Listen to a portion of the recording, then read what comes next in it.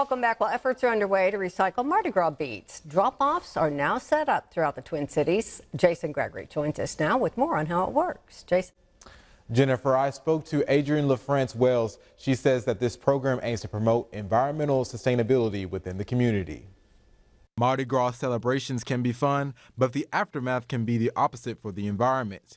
Keep Louisiana Beautiful started an initiative to keep Mardi Gras beads out of the streets and into recycling bins. The City of West Monroe has partnered with Ouachita Green and Keep West Monroe Beautiful on a bead recycling program to help give new life to those wonderful throws.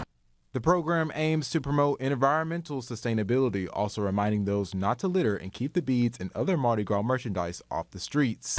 So this is just one way for people to expand their efforts in recycling and make our community cleaner and greener and keep those Mardi Gras beads out of our waterways and our landfills.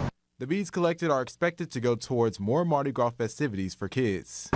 We are partnering with Ouachita 4-H this year, so any donated beads and throws will be going to our local 4-H programs so the students can use the beads for Mardi Gras activities next season. This program has already collected 55 gallons of beads this year. If you have beads to donate, you can drop them off at the West Monroe City Hall, Alley Park, and the West Monroe Recycling Center. In Monroe, you can donate them at the City of Monroe Community Centers and Monroe City Hall.